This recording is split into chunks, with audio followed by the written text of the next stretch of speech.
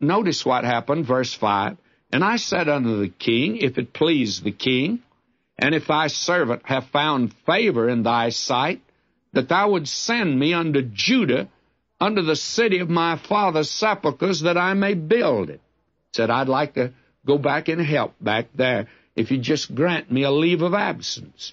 And the king said unto me, and notice this, it's in parenthesis, the queen also sitting by him. Not only was this man Nehemiah a young man, I think he was a handsome young man, and he had a very good personality, because court business is very boring, by the way.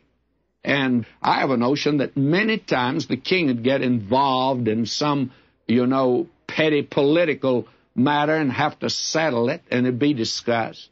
And so the queen was bored by it, sitting by his side. So she just, start a conversation with Nehemiah. She said, where'd you go on the weekend? And he said, being a Jew, why, I went to the synagogue on Saturday, and then I took a little trip up the Euphrates River, and we had a boat down there, and we did a little fishing. Probably something like that. It was talk along that line. And what happened was this. The king said unto me, the queen also sitting by him. And you know what happened? She liked that young fellow Nehemiah, and she nudged the king in the ribs, and she said to him, let him go. That's what he wants to do, let him go. Then notice what the king said. The king says, how long shall thy journey be? I think he started to say, well, now, this is a busy season. It's going to be difficult, Nehemiah, to let you off. And I don't know whether we can spare you or not. And the queen there nudged him and says, let him go. And then he says, well, how long will this take? And when wilt thou return? King liked him too, you see. We want you back here. Well, he could go into detail here, but he doesn't. Notice what he says, so it pleased the king to send me, and I set him a time. Nehemiah's going to get down to business, friend.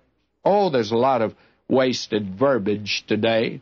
I listened the other day on the TV to one of the committees of our government, of the houses of Congress, were meeting, and they were hearing different witnesses concerning a certain matter.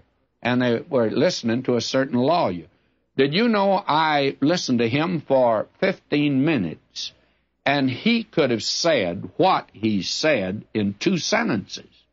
Well, he sure did string it out. He took advantage of the fact that he was appearing before this committee and that he was on TV. And I want to tell you, he used a great deal of excess verbiage. His could have been cut down a great deal.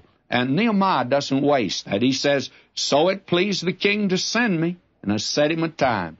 Moreover, I said unto the king, if it please the king, let letters be given me to the governors beyond the river, that they may convey me over till I come unto Judah. This is a difficult trip through dangerous country. Give me letters that will help me. And a letter unto Asaph, the keeper of the king's forest, that he may give me timber to make beams for the gates of the palace, which appertain to the house, and for the wall of the city, and for the house that I shall enter into. And the king granted me according to the good hand of my God upon me. Nehemiah said, I just trusted the Lord, but I didn't mind asking the king for it. Now, don't you blame me for telling you folk that we want you to support the radio program. One man said to me, don't you trust the Lord? Sure, we trust the Lord. But he wants us to tell you about it because he wants to speak to your heart. And he opened the heart of the king here so that this man now knew the hand of God was